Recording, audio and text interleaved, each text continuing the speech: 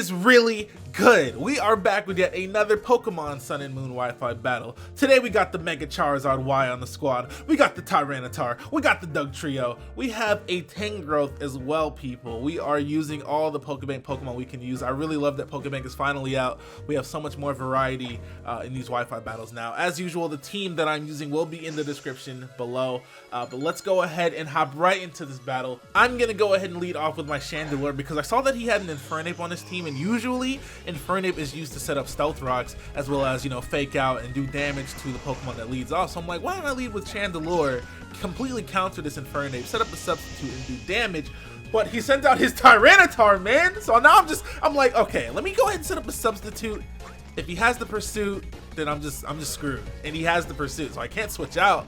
So I'm like, okay, just think about all the Stone Edges that I've missed in my lifetime game. Like, help me out this one time. Like, please, just go ahead and let me get a burn with Flamethrower, okay? You know, don't worry about the rest. Don't worry about the small print, okay? Just let me get the burn with Flamethrower. In a couple days, I'll use Stone Edge and you can make me miss again. Like, and then we'll call it even, all right? And it actually happens. I get the burn. I asked for the burn. So now the Pursuit's not going to kill me. I'm going to be able to get off another hit on his Choice Banded Tyranitar, which is already neutered because it's burned. I was like, yes! You don't understand. Lucky things don't happen to me. They don't happen to me, especially not in Pokemon. Okay, I've definitely gotten lucky a lot, but that's not the point, okay? All I know is, you ask and you shall receive. If you believe, you can achieve. Anyways, I get the burn and I hit him with another Flamethrower. He's gonna go for another Pursuit, take me out, which is perfectly fine. I couldn't do anything about it anyways. I couldn't switch out, so I literally had no choice but to try and burn him with Flamethrower. But now he's at a considerable amount of HP. I can send out my Dugtrio here to Earthquake him and get the Tyranitar out of there. I probably should have taken this opportunity to set up my Stealth Rocks, but I'm gonna go ahead and say that's pretty much hindsight because I didn't know what, you know, set his Infernape was running, so that thing could have faked me out. It could have Mach Punched me, so if I had let him Pursuit me, I might have actually been in trouble had his Infernape came out and decided to Mach Punch me or whatever it did have.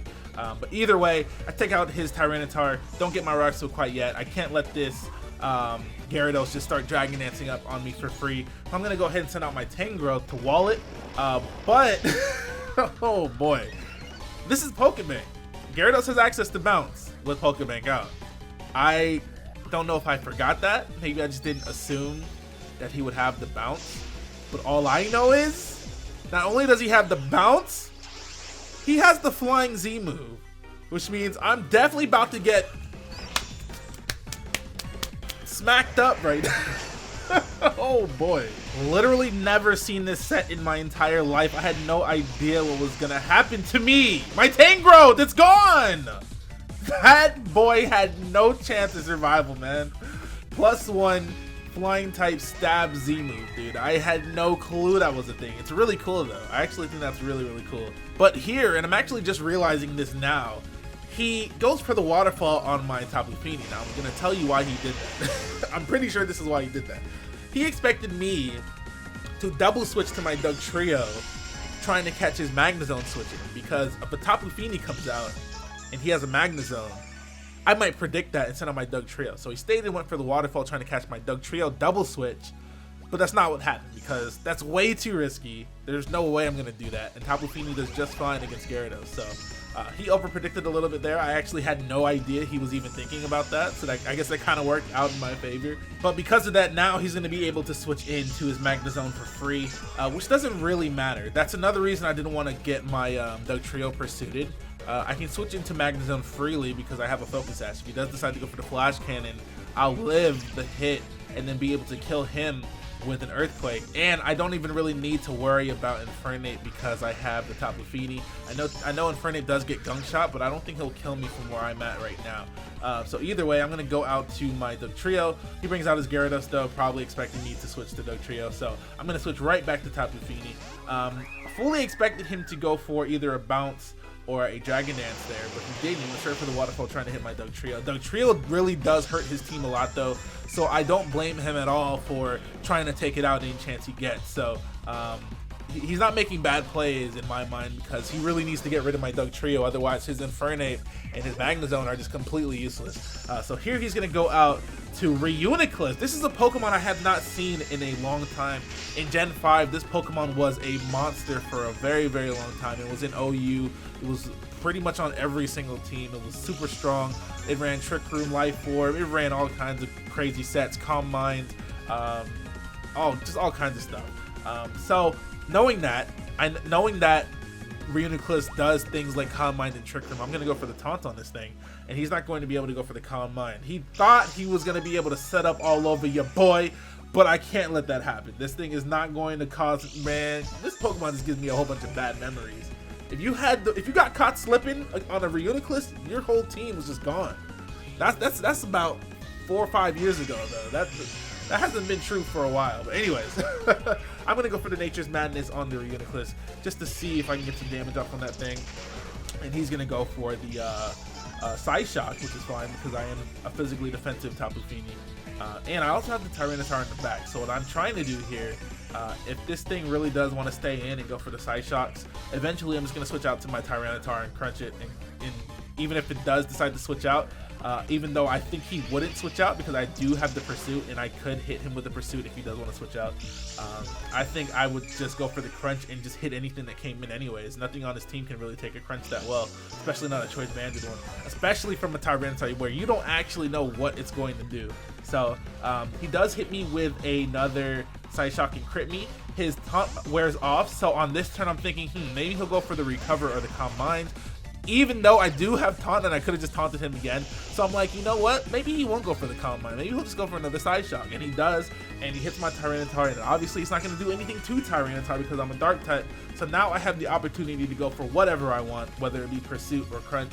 He's got a good amount of HP where I think Pursuit won't kill him if he doesn't switch out. So I'm just going to go for the Crunch. And like I said, even if he did decide to switch out, I'm pretty sure anything he switched into would have still taken a decent chunk from the Choice Banded Crunch. So he's going to go out to his Garchomp here. And because Mama didn't raise no bitch, I'm going to stay in here and I'm going to go for another Crunch as he actually goes for the Mega Evolution. I was not expecting this at all. If anything, I expected his Mega Pokemon to be his Gyarados. Mega Garchomp is not really seen that often because it's not actually that great. Normal Garchomp is better than Mega Garchomp because it's faster. So because of that, I'm actually going to go for the Crunch here. And because I went for the Crunch this turn, and stayed in on a Garchomp, I figured he'd use Earthquake now, so I'm going to go ahead and switch out to my Charizard. Yeah, I did switch into Stealth Rocks, but it's better than losing my Tyranitar entirely to an Earthquake, so that's perfectly fine by me. Like I said, I was very surprised that not only did he go for the Mega Evolution, but that he went for the Stealth Rocks, so good by me, I guess, to stay in and go for the Crunch and then switch out to Charizard, which of course is my Mega. I have the Mega Charizard-Y.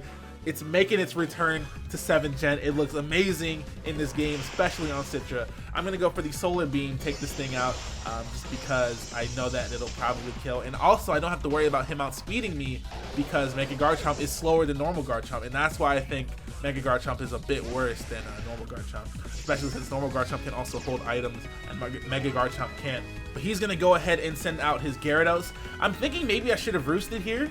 But I really thought that Solar Beam would take out this Gyarados for sure.